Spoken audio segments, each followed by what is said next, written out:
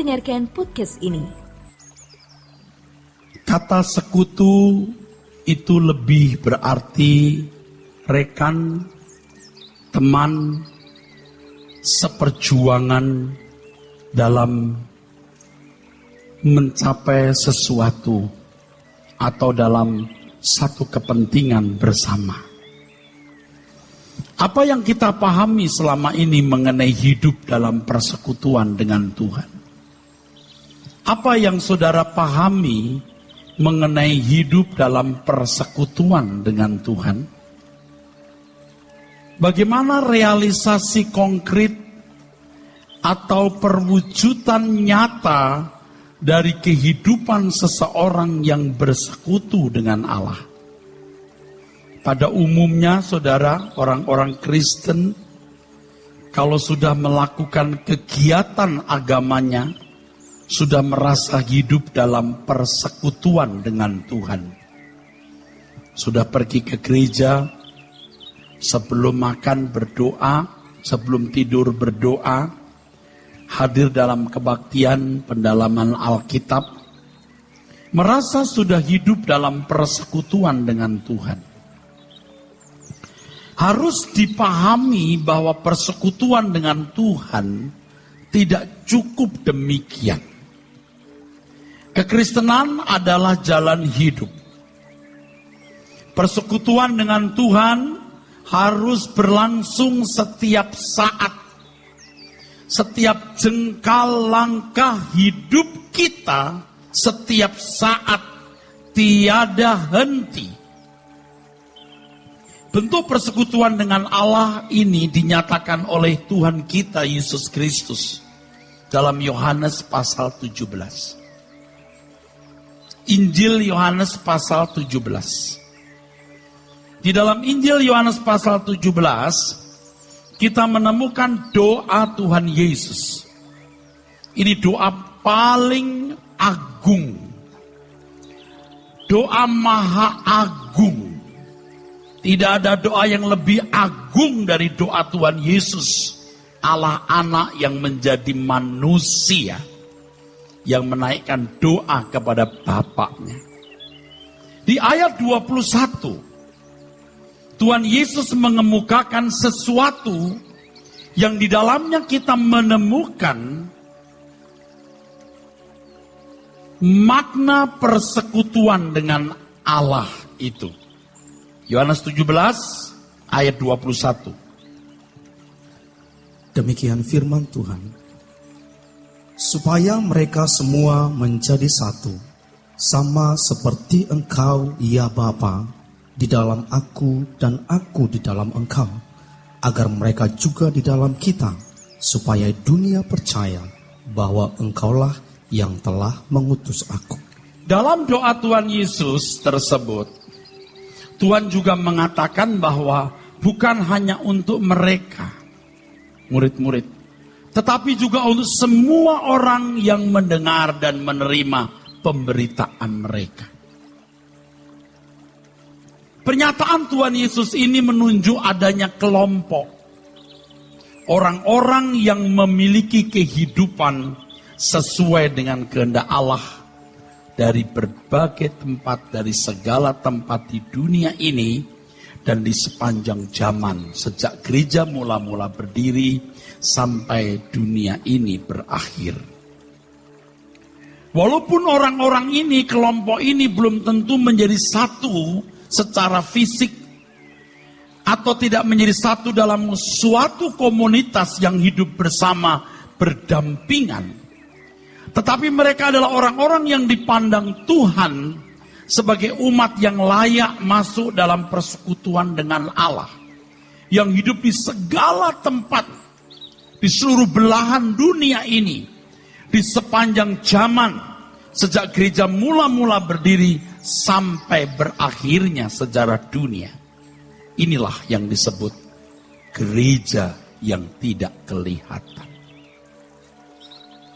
Gereja yang unseen, yang tidak kelihatan. Saudara dan saya harus termasuk kelompok ini. Harus terhisap, digolongkan gereja ini. Kalau saudara pernah mendengar, dan kita pasti pernah mendengar, atau paling tidak hampir semua kita, serta mengucapkan kalimat pengakuan iman rasuli. Ada satu klausul di situ. Percaya adanya persekutuan orang percaya yang am. Gereja yang am, yang umum di seluruh dunia, dan persekutuan orang percaya. Ini namanya gereja yang tidak kelihatan. Yang terdiri dari orang-orang yang dipandang Tuhan layak masuk dalam persekutuan dengan Allah dalam keluarga kerajaan surga. Walaupun tidak menjadi satu secara fisik, hidup berdampingan dalam satu komunitas, tetapi mereka orang-orang yang digolongkan Tuhan sebagai gerejanya. Saudara dan saya harus termasuk kelompok ini. Kita ada di sini untuk belajar firman Tuhan. Untuk menjadi orang-orang yang berkategori sebagai gereja, anggota gereja ini. Gereja yang tidak kelihatan. Menjadi anggota gereja ini tidak gereja secara denominasi dunia, tidak terlalu penting. Anda di gereja ini menjadi anggota keluar gereja ini boleh, tidak pun nggak masalah. Ya memang secara administratif kalau saudara anggota gereja di sini, saudara bisa mendapat pelayanan pemberkatan nikah. Kita tidak bisa melayani orang-orang dari anggota gereja lain, harus menjadi anggota gereja kita. Dan saudara-saudara yang menjadi anggota gereja ini juga berhak menerima pelayanan pemakaman, misalnya kalau ada anggota keluarga yang meninggal dan menjadi anggota gereja secara denominasi dunia. Tetapi ini sebenarnya tidak penting, tidak terlalu prinsip. Anda hadir di gedung gereja ini menjadi anggota, member dari anggota gereja ini, silahkan. Tidak pun nggak masalah. Tapi jangan sampai tidak menjadi anggota gereja yang tidak kelihatan itu. Orang-orang yang dikuduskan oleh firman. Yohanes 17 ayat 17. Mari kita lihat di situ. Kuduskanlah mereka dalam kebenaran. Firman-Mu adalah kebenaran. Kalau saudara membaca Alkitab, pengudusan penyucian itu yang pertama oleh firman. Maksudnya dikuduskan oleh firman, saudaraku sekalian. Tentu semua bermula dari darah Tuhan Yesus, saudaraku. Selain oleh darah, oleh firman. Saudara mendengar khotbah saya ini, saudara mengikuti pengajaran firman Tuhan, ini secara logos, secara kognitif, secara pengertian, saudara itu belajar. Cara berpikirmu diubah. Dikuduskan oleh Roh Kudus. Satu kali kita akan pelajari satu persatu. Semua ini ada dalam Alkitab. Firman dalam arti rema. Kalau saudara belajar firman Tuhan, kasihi musuhmu. Saudara menerima pengajaran ini di gereja, bukan berarti saudara sudah bisa mengasihi musuh. Saudara harus bertemu dengan pengalaman konkret, pengalaman sehari-hari dimusuhi orang atau bertemu musuh, Roh Kudus akan berbicara. Logos yang diterjemahkan dalam situasi konkret itu rema. Ini mengubah. Lalu dikuduskan oleh doa. Di sini terjadi impartasi. Dengan siapa saudara bergaul, saudara akan terpengaruhi olehnya. Saudara harus bergaul dengan Tuhan dan menghayati kekudusan Tuhan. Sekaligus di aspek lain saudara menyadari ketidakkudusnya hidup saudara. Kotornya keadaan kita, rendahnya martabat kita. Di sini kita mengalami impartasi, penularan, gairah-gairah baru akan kita peroleh setiap kali kita memiliki waktu bertemu dengan Tuhan dalam jam doa. Yang keempat, saudaraku, pengharapan itu menguduskan. Pengharapan inilah yang menunjukkan kita mencari perkara yang di atas. Ini memang bukan menjadi pokok utama pemberitaan firman pada kesempatan ini, tapi saudara harus tahu kita selain dikuduskan oleh darah Tuhan Yesus, selalu dikuduskan oleh firman, oleh Roh Kudus, oleh doa, oleh pengharapan. Ini proses kehidupan yang saudara-saudara sekalian harus pahami dengan benar. Jadi pengudusan itu bisa secara pasif, tapi juga secara aktif. Darah Tuhan Yesus menguduskan kita, artinya kita ditempatkan dalam situasi yang baru. Jadi dikuduskan oleh darah Tuhan Yesus artinya kita ditempatkan dalam situasi yang baru. Posisi kita diubah. Dulu kita dihisapkan sebagai pemberontak. Tapi sekarang Tuhan menganggap kita tidak berbuat dosa. Artinya dosa yang kita lakukan dianggap tidak ada. Yang pernah kita lakukan, yang sedang kita lakukan, atau bisa nanti kita lakukan, semua selesai di kayu salib. Tetapi karakter dosa yang belum lenyap, watak, itu harus pengudusan secara aktif di sini. Di sini proses pengudusan oleh firman, oleh Roh Kudus, doa, dan melalui sebuah perjalanan hidup di mana kita diproses Tuhan, ya, dengan pengharapan menerima langit baru, bumi baru. Nah, banyak orang merasa sudah di sini sudah all in, seperti mobil sedan yang naik truk, dia masuk tol, truknya yang bayar, 4 mobil sedannya tidak bayar lagi. Tuhan berkata, aku pikul salib, kamu juga harus pikul salib. Seperti aku menang, kamu juga harus menang. Seperti Tuhan mengosongkan diri, kamu juga harus mengosongkan diri. Seperti Bapa mengutus aku mengutus kamu. Ini paralel. Dan kita harus penuhi, ini bagian kita, saudara. Nah, banyak orang Kristen merasa puas di sini. Proses ini akan membuat kita menjadi manusia yang unggul. Seperti sebuah lukisan yang mahal.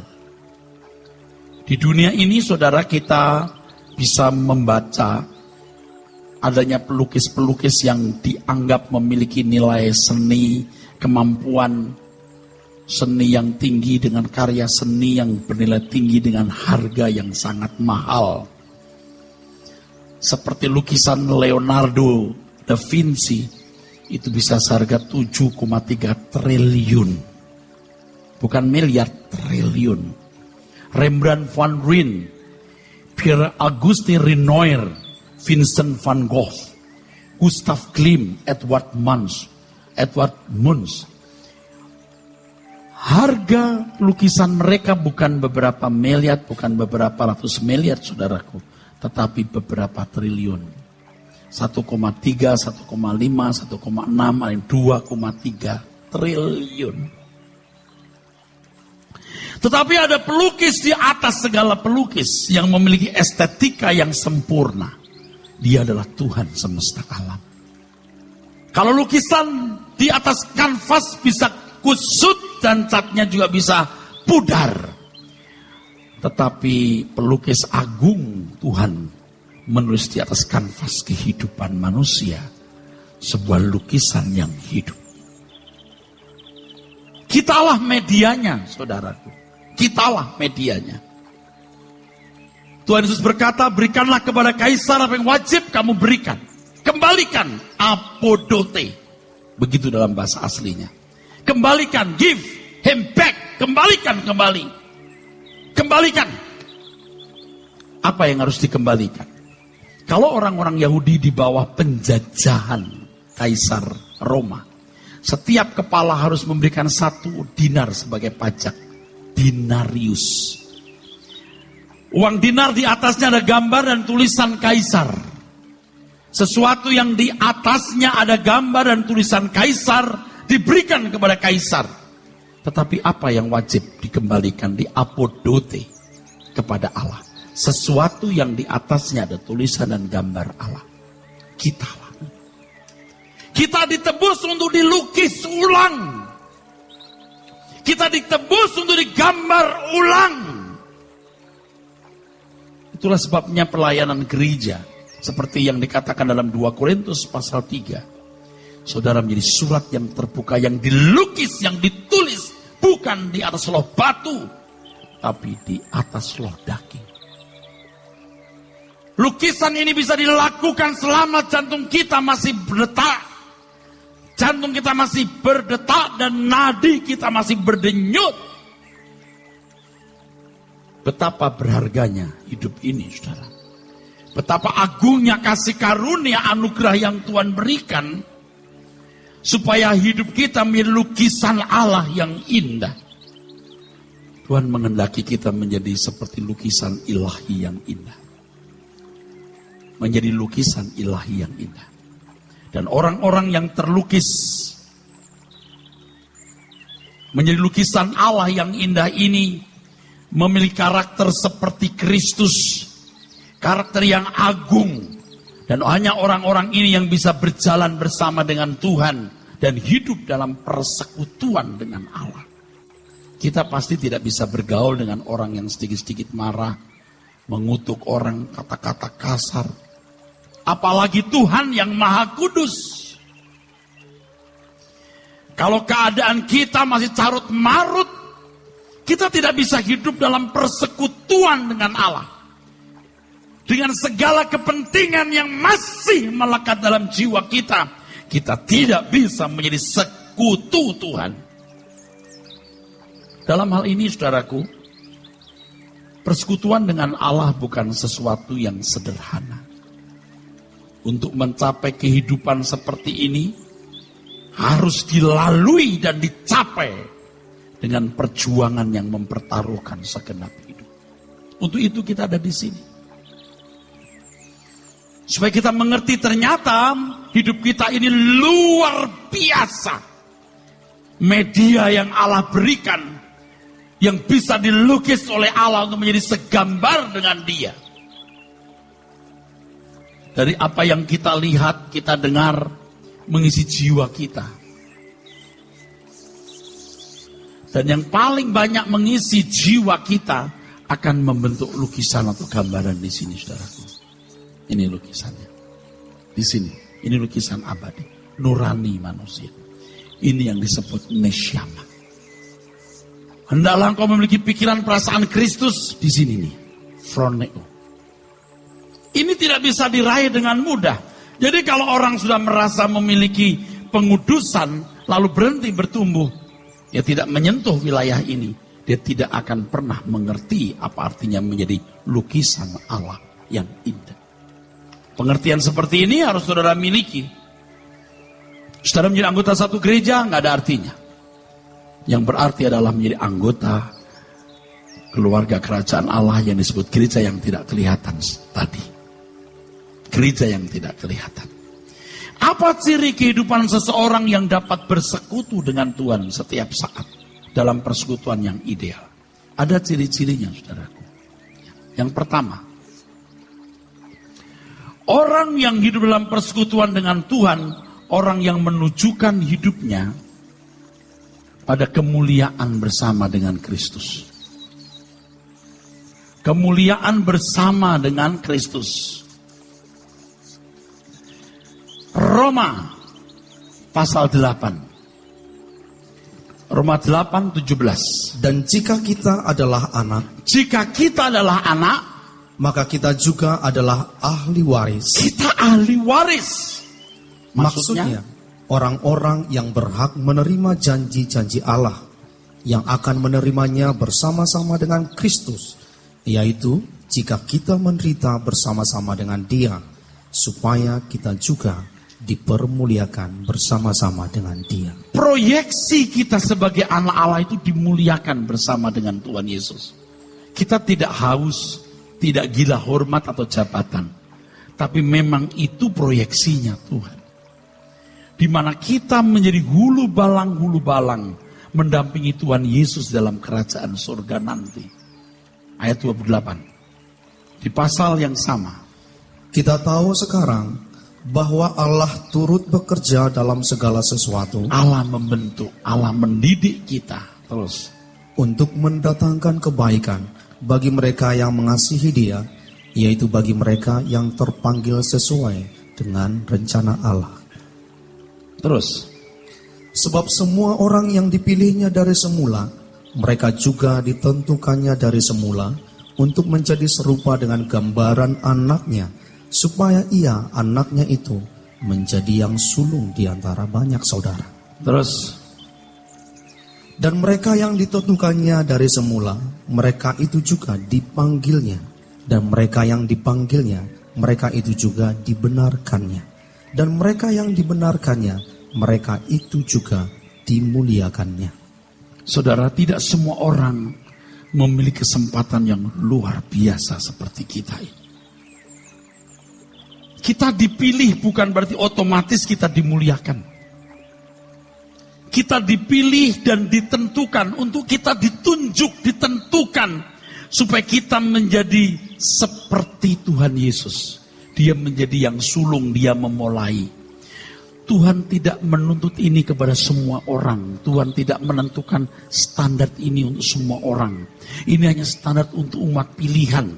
Yang dalam Yohanes 17 tadi katakan untuk orang-orang yang mendengar pemberitaan mereka. Tidak semua orang mendengar Injil seperti kita. Tidak semua orang bisa mengerti Injil seperti kita. Kalau saudara lahir di keluarga yang bukan orang Kristen, mungkin Anda tidak pernah mendengar Injil seperti ini. Yang Anda tahu adalah Yesus bukan Allah. Allah masa punya anak dan Anda tidak pernah jadi Kristen sampai mati. Tapi saudara jadi orang Kristen, Anda mendengar Injil, mendengar pengajaran ini, saudara berpotensi untuk sempurna seperti Tuhan Yesus agar bisa dimuliakan bersama dengan Dia. Jadi standar saudara bukan hanya menjadi orang baik, bukan hanya menjadi orang yang beragama, tetapi saudara menjadi orang-orang yang memiliki karakteristik seperti Allah, anak Tuhan kita Yesus Kristus. Dipilih bukan otomatis dimuliakan, tapi ditentukan, Pak, ditentukan standarnya, bukan ditentukan manusianya. Jangan salah. Jadi baik saja susah, apalagi jadi sempurna. Maka Tuhan berkata, berjuanglah masuk jalan sempit. Yang kedua, ciri orang yang layak bersekutu dengan Allah adalah menjadikan Tuhan kebahagiaan. Anda tidak menjadikan Tuhan kebahagiaan, Anda tidak memuja Dia, tidak adore, tidak memuja Tuhan. Tidak salah punya rumah, mobil, dan semua fasilitas. Tetapi hanya satu yang bisa membahagiakan kita, Tuhan. Seperti yang saya khotbahkan pada minggu-minggu ini, bahwa Tuhan menciptakan manusia dengan satu rongga kosong yang tidak akan pernah bisa diisi oleh siapapun, kecuali Tuhan Yesus yang menciptakan manusia. Tuhan Yesus berkata, engkau minum air dunia, kau haus lagi. Tapi kalau kau minum air yang kuberikan kepadamu, kamu tidak haus lagi. Tapi manusia sudah membuat banyak lubang dan tertagih, tercandui dengan banyak hal. Kalau orang mencoba ganja, pertama dia mencoba pusing. Tapi melihat orang lain kok yang ada di sekitarnya yang juga menghirup ganja, kok nikmat, dia paksa terus. Lama-lama dia tidak bisa meninggalkan ganja. Dia buat lubang. Akhirnya dia dituntut untuk memenuhinya. Itu contoh ekstrim. Itu belum sanjungan. Barang branded, harta, seks, judi. Ada rongga kosong di dalam jiwa manusia yang harus diisi oleh Tuhan. Tuhan mengunci dengan kondisi itu. Tapi manusia membuat lubang sendiri. Sampai mati dia ditagih terus. Sampai tidak pernah menemukan lubang itu. Waktu dia meninggal dunia baru dia tahu dia kehausan. Tapi tidak ada yang bisa memuaskan dirinya. Dia akan menyesal. Dan penyesalan yang tidak tergambarkan itu hanya dikalimatkan Alkitab sebagai ratapan dan kertak gigi. Saudara yang biasa makan sate kambing misalnya, lewat tukang sate, Anda ditagih untuk mampir sate kambing. Bahkan tidak lewat restoran sate, Anda berpikir sate. Nagih nih. Sama dengan barang branded, pujian, sanjungan, kehormatan. Sama, nagih. Tapi Alkitab berkata kita berhutang bukan untuk hidup menurut daging, tapi hidup menurut roh. Jadi saudara sekarang mulai bisa berkata, aku tidak berkewajiban memenuhi keinginanmu. Hei daging, aku berkewajiban memenuhi keinginan Tuhan dan hidup menurut roh. Tapi kalau saudara masih mau begitu silahkan. Resiko Anda pikul sendiri. Anda tidak menuruti yang saya katakan ini, Anda melanggar firman. Anda tidak menghormati firman. Anda merasa bisa dibahagiakan oleh sesuatu. Anda tidak bisa berdampingan dengan Allah.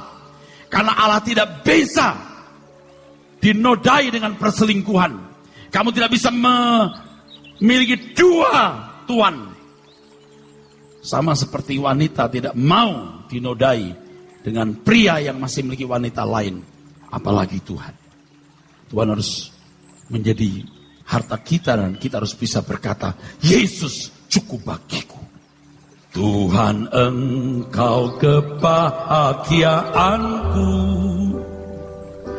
sukacita dalam hatiku. Apapun terjadi di hidupku, Tuhan Yesus cukup bagiku. Walau hidup ini aku sendiri, Engkau setia menemani. Walau tiada harta dan kehormatan, Tuhan kekayaan abadi. Kita baru bisa memuja, mengagungkan. I adore you. Ini banyak orang tidak mengerti ini. Warisan kekayaan Allah yang melampaui segala-galanya itu tidak menarik buat dia. Dan saya khawatir banyak saudara yang tidak mampu menerima, tidak mampu lagi mengerti. Anda pikir ini omong kosong, fantasi. Please deh, kita buktikan suatu hari. Apakah itu fantasi atau realitas? Kemuliaan bersama Kristus Yesus. Apakah hanya omong kosong atau realitas yang nanti saudara akan alami dan kita akan lihat bersama. Bumi ini debu kecil. Dibanding jagat raya tidak ada artinya sama sekali. Lalu kita berkutat, tenggelam dengan berbagai kesenangan hidup, sampai tidak mampu adore, memuja Tuhan. Bagaimana orang bisa bersekutu dengan Tuhan sementara dia tidak menghormati Tuhan secara pantas? Mulutnya aku memuji namamu, dia tidak memuji. Aku menyembah engkau, tidak menyembah. Omong kosong. Ketiga, orang yang layak hidup bersekutu dengan Tuhan adalah orang-orang yang hidup tidak bercacat. Saudara, selain kebenaran firman yang kita pelajari melalui setiap peristiwa hidup yang kita alami, kita juga harus memiliki jam doa. Temui Tuhan, rasakan hadiratnya. Kalau saudara yakin Allah itu ada, alami Tuhan. Hayati kekudusannya. Dan Anda boleh merasakan betapa jauhnya keadaan kita dibanding kesucian Tuhan. Dan pada waktu itulah Anda baru menyadari betapa brengseknya kita. Dan setiap kali kita ketemu Tuhan, kita minta ampun, kita mau diubah, kita merasa diupdate setiap hari. Baru belajar teta-teta. Hidup tidak bercacat dari apa yang kau pikirkan, kau ucapkan, kau lakukan. Bangun tidur begitu pikiran mau salah kita langsung kontrol. Nah, muncul nama lalu kita berkata, ini orang kurang ajar. Nah, kita seperti belajar teta-teta. Kita yang meneta diri kita. Ayo. Selama ini kita mungkin liar, termasuk saya. Tapi saya belajar meneta diri saya. Makanya kalau berdoa malam hari atau pagi hari usai doa, kita merasa begitu tidak layak di hadapan kekudusan Allah. Kita berkata, Tuhan aku mau hidup tidak bercacat, tidak bercela. Aku seperti orang tidak punya akal. Aku harus lompat 3 meter. Padahal mampuku hanya setengah meter, Tuhan. Aku harus sempurna seperti Yesus. Keadaanku pada jauh seperti itu. Tapi karena Engkau perintahkan, aku lompat, Tuhan. Aku lompat sebisa-bisanya. Dan aku tahu Tuhan bimbing aku bisa melompatinya. Haleluya. Kalau dulu kita bangun tidur, kita ngomong sembarangan kepada pembantu, ketemu orang kita bercanda. Hati-hati. Satu kata pun jangan salah. Satu butir pikiran pun jangan meleset. Kalau sudah begini, Anda tidak mungkin berbuat salah dengan tindakan atau kelakuanmu. Katakan amin. Waktu kita marah, kontrol dirimu. Waktu engkau lihat lawan jenismu, gantengnya, cantiknya, jaga matamu. Supaya kita tidak bersalah. Harus teta. Kita bisa jatuh. Kita bisa salah dan hampir selalu ada salah setiap hari. Tapi kita tahu di mana kita bersalah. Dan kita harus perbarui diri. Selalu ada salah. Selalu. Tapi kita mau berubah. Diupdate pertobatan itu. Temui Tuhan. Hidup tidak bercacat, tidak bercela. Tidak bisa satu hari. Perlu perjuangan. Tapi kalau saudara punya niat, Tuhan akan bimbing saudara. Tapi kalau saudara sudah tidak punya niat, bagaimana Allah bimbing orang yang tidak punya niat? Maka Allah bekerja dalam segala hal. Mendatangkan kebaikan bagi orang yang mengasihi dia. Kalau tidak mau benar, tidak bisa, saudaraku. Jangan berkata, sudah dikuduskan, semua all in. Itu bikin bodoh. Hidup kita singkat. Singkatnya, durasi uap, belumlah bisa mewakili sungguh-sungguh singkatnya hidup ini. Ayo kita hidup tidak bercacat. Saya bukan orang sempurna. Tapi seperti tadi saya katakan, setiap hari pasti punya waktu untuk ketemu Tuhan. Kalau jam 10 saya bisa tidur lebih sore, jam 2 saya pasti. Saya usahakan, tidak selalu tapi hampir selalu. Bangun pagi saya berdoa. Nanti tidur lagi baru pasang beker. Selalu. Orang-orang dekat saya pasti tahu kalau saya menjawab SMS jam 2, jam 3 pagi itu. Itu dunia kita. Kalau Anda tidak bisa ikut cara saya karena waktu kita beda. Anda bangun pagi, Anda ketemu Tuhan. Ayo. Setiap butir pikiranmu kendalikan, kontrol. Tadi pagi saya buru-buru sekali, saudara. Begitu banyak urusan, saya bisa terlambat. Darah sudah mau naik ini. Tapi saya ingat, teta. Eras. Stop, ya. Teta.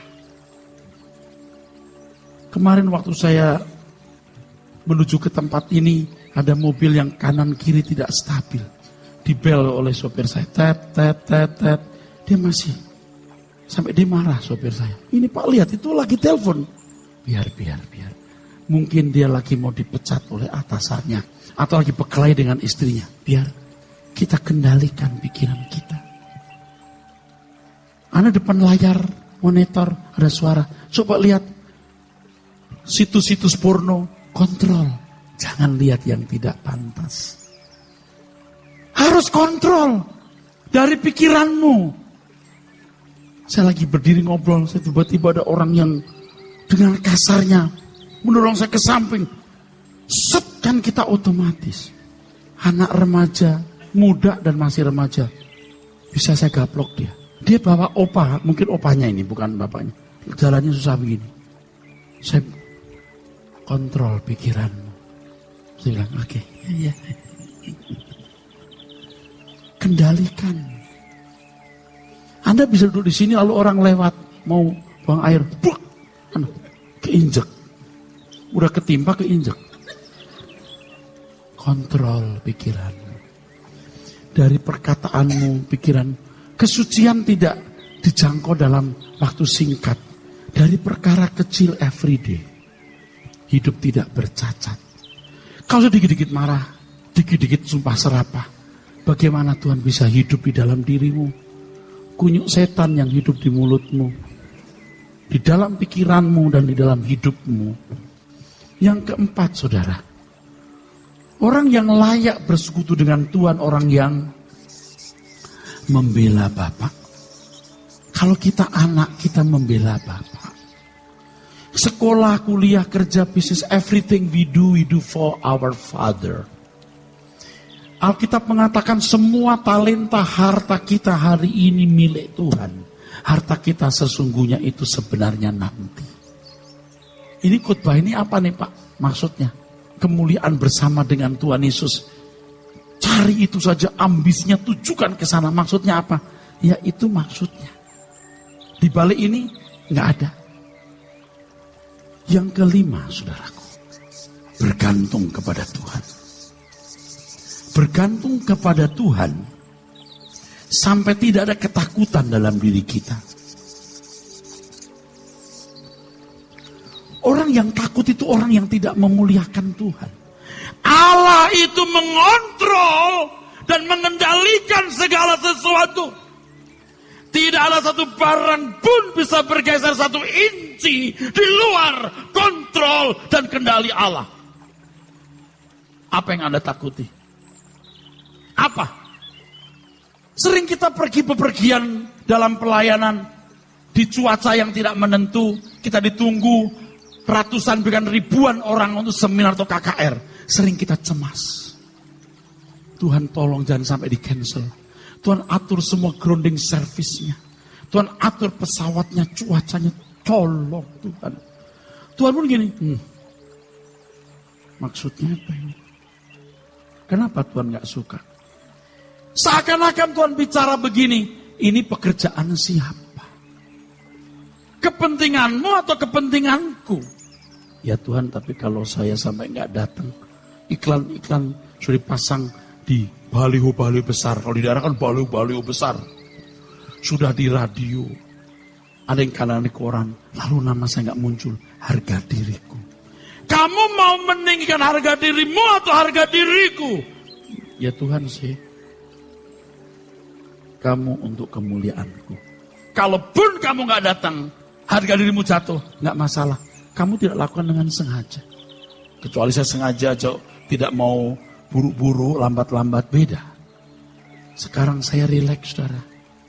Mau sampai, enggak mau sampai, ini pekerjaan Tuhan. Semua dikontrol, dikendalikan Tuhan. Rileks. Orang yang takut mati, takut miskin, takut setan, dia tidak memuliakan Tuhan.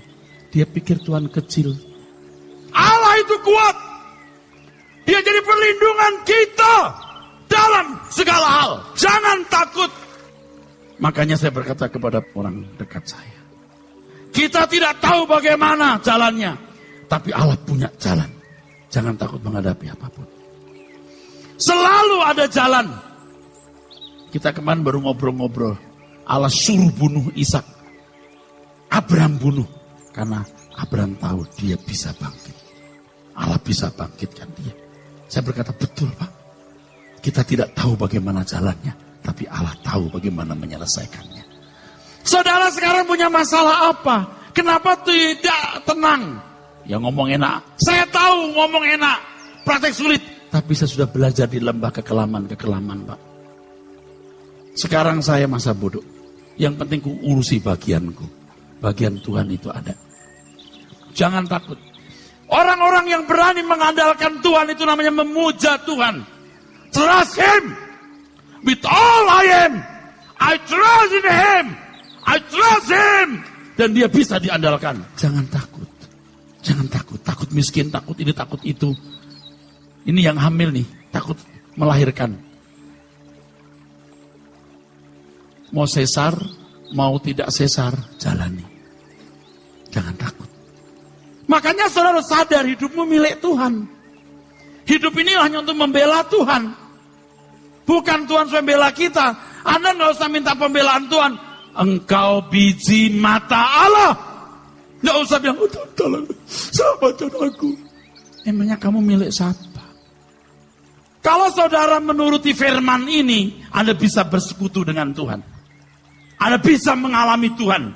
Allah bukan dongeng, bukan fantasi, bukan imajinasi. Dia Allah yang hidup. Orang-orang seperti ini adalah orang-orang yang hidup dalam kawasan ilahi. Divine realm. Kawasan ilahi. Sangat berbeda bahkan bertolak belakang dari cara hidup kita yang telah kita warisi dari nenek moyang kita. 1 Petrus 1 ayat 18-19. Kamu ditebus dari cara hidup kamu yang sia-sia, yang kamu waris dari nenek moyang. Kita sekarang mengikuti cara hidup anak Allah. Dengan cara hidup seperti ini, kita masuk dalam kehidupan penghayatan sebagai anak-anak Allah. Menghayati hidup sebagai anak Allah. Suatu hari saya berdoa dari jam 1 atau setengah 1 sampai jam setengah 3 pagi. Cuma dapat satu pelajaran. Mahalnya bukan main. Apa pelajarannya? Oh, dengar saudara. Erastus, jangan kamu menghayati hidupmu sebagai pendeta. Jangan menghayati hidupmu sebagai pendeta. Hayati hidupmu sebagai anak Allah. Anda tahu dong pendeta dengan penampilannya? Ngerti? Munafik. Saya punya satu figur sosok. Itu sosok macam apa? Manusia yang ciptakan. Jangan menghayati dirimu sebagai pendeta. Hayati dirimu sebagai anak Allah. Menghayati hidup sebagai anak Allah seperti yang tadi saya katakan. Jadi anak untuk dimuliakan. Jadi anak untuk menikmati Tuhan sebagai kekayaan dan harta dan kebahagiaan. Sebagai anak kamu harus hidup tidak bercela. Seperti Bapa di surga hidup tidak bercacat, tidak bercela. Kuduslah kamu sebab Aku kudus, kata firman Tuhan. Sebagai anak engkau membela Bapamu, bukan membela siapa-siapa. Sebagai anak engkau mengandalkan Bapa, sehingga engkau terlindungi di dalam tangan Bapa. Thank you Tuhan. Thank you. Saya bertobat saudaraku. Sekarang saya bebas saja. Orang mau sebut saya pendeta, mau bukan pendeta, masa bodoh. Yang penting di mata Allah aku anaknya dan hidup dalam standarnya. Kalau pendeta kan kalian harus shalom bro, puji shalom bro. Haleluya bro, Matius 6:33 ya bro. Galatia 3:6. Aduh. Akhirnya tanpa sadar seperti ada satu kasta. Ini kasta pendeta, kasta jemaat. Kita mah sama bro. Anak-anak Allah dengan standar yang sama. Makanya kalau di gereja saya harus pakai jas, pakai dasi begini sebenarnya ribet ini. Saya mau pakai batik sebenarnya. Kalau udah panas, basah kuyup, gantinya setengah mati di mobil. Kalau batik kan set. Mungkin saya pakai batik lain waktu. Nggak tahu diterima nggak? Kan harus pakai baju jubah, selendang, topi ke atas, kayak chef aja. Apa jadi kayak ada pembedaan? Ini diam-diam tuh bisa merusak saudara. Betul nggak saudara? Kan tujuan gereja itu Anda mendengar firman berubah. Betul? Cukup itu saja. Bahkan puji-pujian seperti tadi pun kalau dibuat misalnya satu nada. Misalnya. Nggak usah pakai nyanyi-nyanyi, cuma begini saja. Haleluya. Haleluya. Haleluya. Kami puji nama-Mu Tuhan, kami muliakan Engkau, Maha Tinggi. Engkau telah mati bagi kami, terima kasih untuk kasih setia-Mu. Haleluya.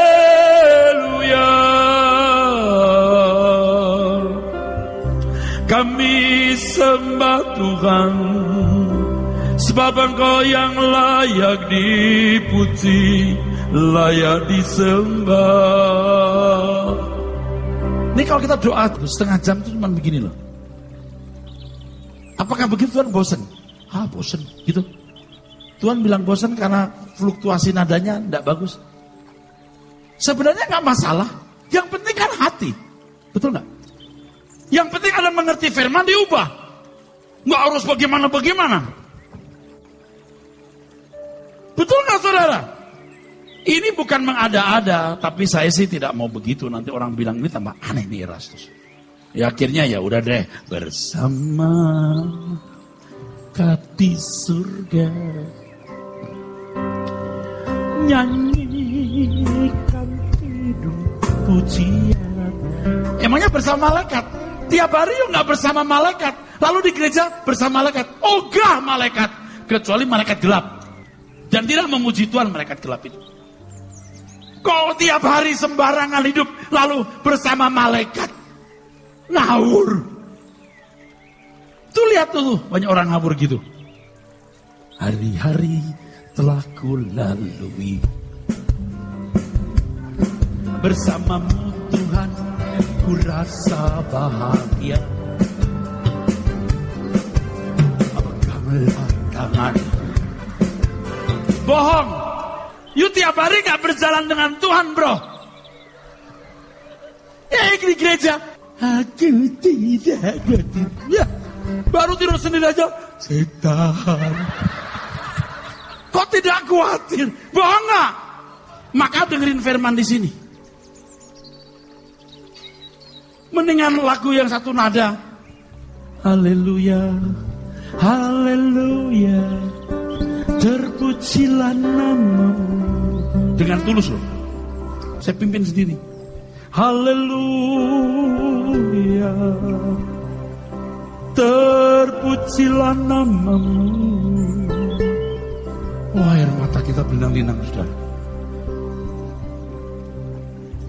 Banyak bohongnya.